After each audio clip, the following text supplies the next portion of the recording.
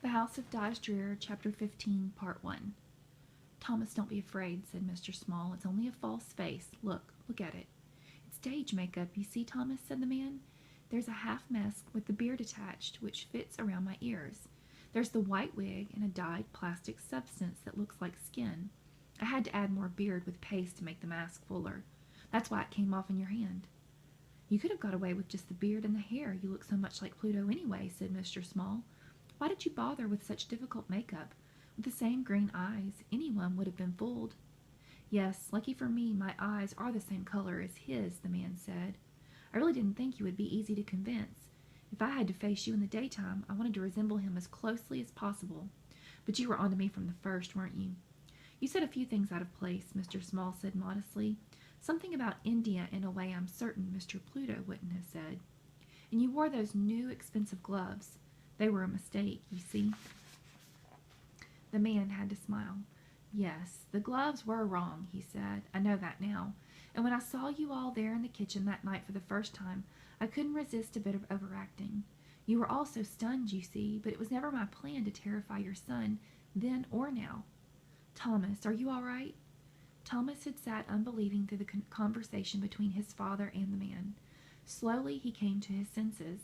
Not looking at the man, he rubbed the wetness of tears from his face.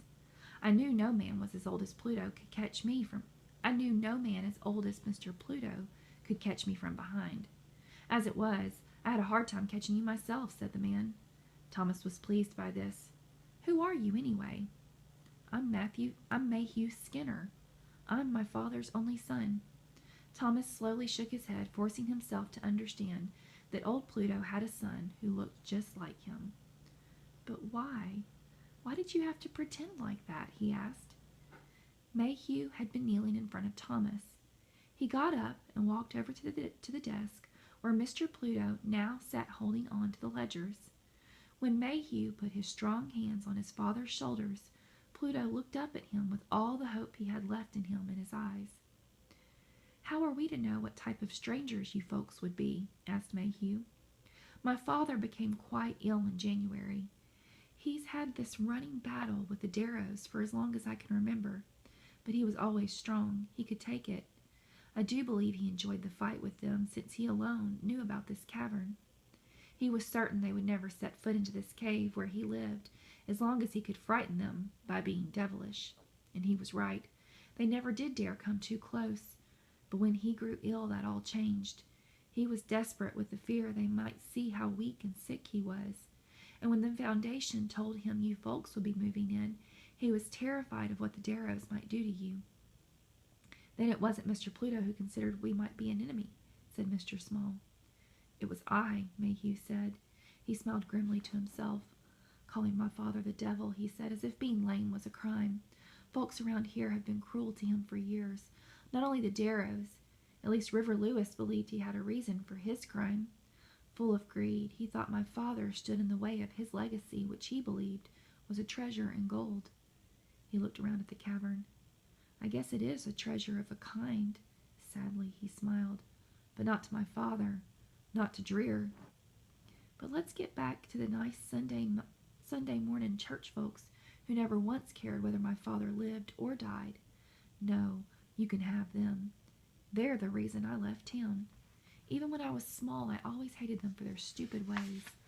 I guess I hated you folks before I saw you because I figured you would be no better than the rest. Mr. Small glanced at Thomas, who stared at Mayhew Skinner with something close to awe. Thomas had never heard anyone talk the way Mayhew talked, at least not in front of his father. You shouldn't hate, Mr. Small said. It will destroy you. That's a well-meaning lie, said Mayhew. Folks have hated other folks for centuries, and the same business is still with us. Son, said Mr. Pluto, please tell him how it had to be. Don't worry, Father, I'm telling him, said Mayhew. You see, it was Carr who contacted me when my father fell ill, Mayhew was saying. I live away from here. I'm an actor. I've lived away and worked since a long time ago. When my mother and I left this, let me start over. I lived away and worked since a long time ago when my mother and I left this town for good. We had lived on that Drear property until my mother could no longer stand seeing the house or the town folk who thought we were strange. She loved that cave we lived in, though. Odd, isn't it, Mr. Small, that a son and daughter of slaves would find peace in the very sort of cave running slaves hid in. Mayhew didn't wait for Mr. Small to answer. He went on, his eyes seeming to go back to that long-ago time. You see, Mayhew said, we lived on this land not conscious of the reason for our peace with it. We lived with a legacy we weren't aware we had, and yet we had a nameless knowledge of it, as my father has tried to tell you. We left it finally, Mayhew said, but my father wouldn't leave. I blame him for that. I still blame him for forcing us to leave. He had grown obsessed with the tunnels, with the haunting figure of Drear. He became fanatical about protecting the house and its history, and even its legend. I would say he is like you, Mr. Small, in his taste for what he calls our heritage. Indeed, said Mr. Small softly, we always tend to belittle that heritage in our zeal to be free. I'll take freedom any day over all the romantic nonsense about slavery, said Mayhew. I mean not to glorify it, said Mr. Small. I simply want people to know about it. It's a part of our history, and yet no one tells the truth about it. Uneasily, Thomas watched his father and this strange Mayhew. He couldn't take his eyes off of him. Uncomfortably, Mr. Small and Mayhew Skinner glanced at Thomas. For his sake, they would let their argument go for another day, perhaps. Pesty sat down next to Thomas as though to say that whatever sides there might be, she would take the one closest to Thomas. But to get on, said Mayhew. Carr, the father, called me on the telephone. He said I'd better get back here, that new folks were moving in to the big house. He said it looked serious, that you had obtained a job at the college. Serious in what way? Asked Mr. Small. He didn't know about the cavern. No, of course not, said Mayhew, and yet he knew something. How can I tell you? He knew and respected my father. He knew the Darrows were after something to steal, and he knew my father was hiding something from them.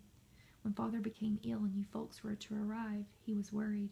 He understood that if my father was keeping something from the Darrows, it had to stay kept from them, and possibly you too. I see, said Mr. Small. So we were suspect even before we arrived. Carr was afraid father would have worse trouble if you folks turned out to be like the Darrows. I arrived here about 3 weeks ago. Then your furniture arrived. Father had made up his mind to trust you folks, and decided to unload the furniture and place it in the rooms. I tried to tell him it was none of his affair, that he wasn't strong enough for it. He wouldn't listen. He never does. So me and the Carr boys fixed things up a bit. So then, said Mr. Small. You have to understand, said Mayhew. We had more than one consideration. There was the foundation to think about also. They knew people searched for treasure on this property, but they had no idea why, or that the searchers were all one family. They knew the legend, that the house was supposed to be haunted, but they are sane people. How could they possibly understand the meaning of the legend to my father? To him, Drear lives. Did you know about this cavern? Asked Mr. Small. No, never, said Mayhew. Not until a week ago, when my father decided he was mortal like the rest of us, and thought it was time to tell me. Do you blame me, son? Asked Pluto. Sadly, he looked up at Mayhew, and Mayhew turned away. All these years, Mayhew whispered, all this time when there was this much wealth. It wasn't mine to touch, it wasn't mine, cried Pluto. You say it is our heritage, Matthew's voice burst around them. When all these years you've struggled, and I've struggled. Yes, I blame you. It was ours to hold, to take care of, just the way the old man had, said Pluto. But not to plunder, no, not to touch. Mayhew laughed without smiling. How foolish that history could be more important than men. No, of course not to touch, he said. Father, do you have any idea how close you and Drear have become? He collected all this perhaps as a whim, and he put it here, again perhaps to save for slaves a portion of life which had been denied them. And you, father, still save it, for, like a slave, you are bound to it simply because a troublemaker, called Drear, says you are. man was more than just a troublemaker, said Mr. Small.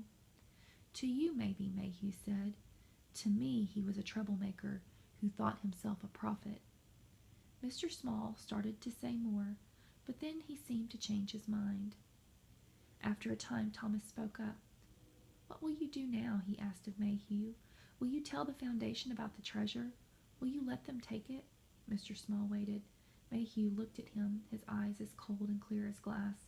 Then he looked down at his father. We could talk about it, said Mr. Small quietly, if you'll allow me to become involved in the decision. Mayhew nodded. It's late, he said. I'd better get Pesty back to the house, or they just might send Mackie back out to look for her. Pesty, are you ready? I'm ready, she said. Then say good night to Father, Mayhew said. Pesty went to old Pluto and threw her arms around his neck. Child, Pluto whispered happily, you'll come tomorrow, and maybe I'll feel like riding in the buggy. You still want to bride with a poor old soul? I do, she said. And remember, Pluto said, not a word. He put his finger to his lips. No, never a word, she said. Sleepily she turned to Mayhew and held out her tiny arms to him. Mayhew swung her onto his shoulders. I'll take you as far as the yard, he told her. I don't dare come closer. If they spy me, they'll think I'm Father.